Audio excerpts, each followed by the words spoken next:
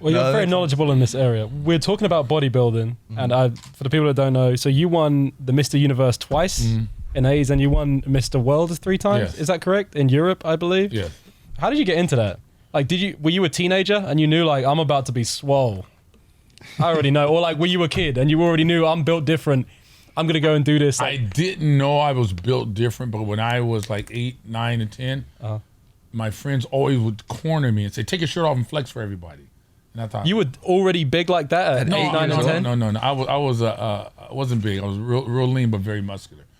So I would take my shirt off and yeah, well, you were the boys and pretend to flex, but I didn't quite understand why they were saying that. I was like, okay, I'm not that big, but I guess I was very muscular because I wasn't even lifting weights then. They always just naturally, just like that. And so at some point I started playing sports, running track, football. I decided to lift weights to get bigger to play football. This is in like when you're still a kid or in high school? Oh yeah. I was like 15 or 14. Okay, yeah. And one day we were in the park, me and my friends, and I had my shirt off. I had been lifting already.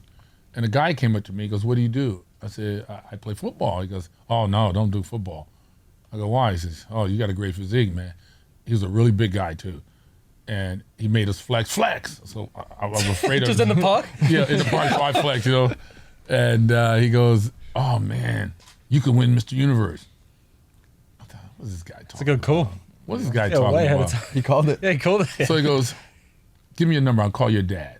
So I gave him my number. He called my dad and said, whatever he said to my dad. My dad goes, "You want to try?" I go, "I don't know, I guess." So next thing I know, I think I was 16.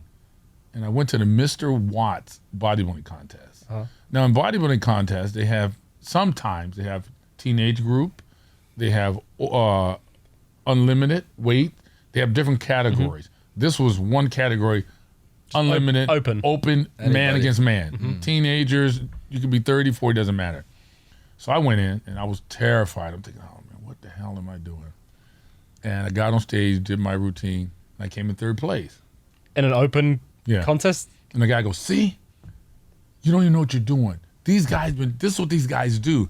And you don't even know what you're doing. You came in 3rd, you beat all these men." I guess there was men that were trained all year round for that competition. And I thought, 16-year-old just rocks up, comes there. There could be something to this. So I thought, let me go to the store, and I got some magazines, and I looked at myself, looked at the best guys in the mirror, and I'm thinking, okay, I think I can do it. So I was playing football in high school. I went to my coach, "Hey," I gave him all my gear. I said, "I'm done." He goes, "What do you mean?" I said, Just like that? "I don't want to play anymore." Whoa. And I go, I want to be Mr. Universe. He goes, "What?" I go, "Yeah, come on, John, you're costing us." I go, "No, coach, I'm sorry. I don't want to play anymore." So everyone knew that John Brown was going to say he wants to be Mr. Universe. I was 160 pounds or something. At a time? But you were cut up, I'm guessing. Like you're really muscular. Ripped up. And I remember I was doing push-ups. And we had a guy on our team called Ira Icebox Johnson, real big guy. And Icebox? Yeah, I'm doing. Why Icebox? Yeah, I don't know. It's called Ira Icebox Johnson. So I'm doing these push-ups. Yeah. And he straddled me and said, "John, you're stupid. You're not gonna win Mr. Universe." I never forget that. I said, "Okay, we'll see." I kept going. So I would take the bus to school in the morning, and we would have about 45 minutes before the bell rang.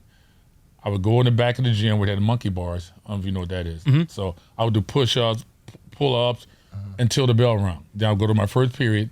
I would do my work, and I asked the teacher, if I finish early, can I go outside and do push-ups?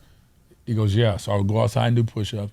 Then gym, PE, I go, "Look, I don't really want to do this PE stuff. Can I go lift weights?" He goes, "Yeah, go ahead." So I would just lift weights all the time.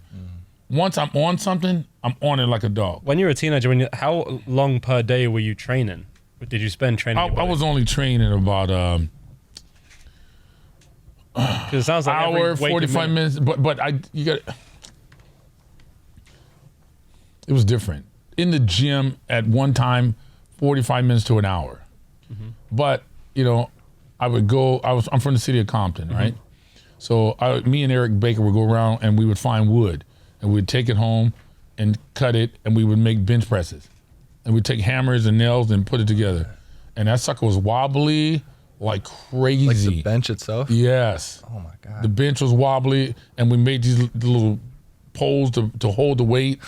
It was terrible. We'd go to Stevie Smith, because everyone, for some reason, had weights in their garage. You know what pig iron is? No. It's a small little weight. Okay. We call it pig iron. So everyone had pig iron. So I went to Joseph's house, Stevie's house. I said, Stevie, you got any pig iron in your garage? No. I said, let me look. Yeah, you got some quarters. So I would take them home. I collect all the pig iron from the neighborhood and put it in my backyard. So I had a weight pile. So I had a weight pile in my garage, in my yard.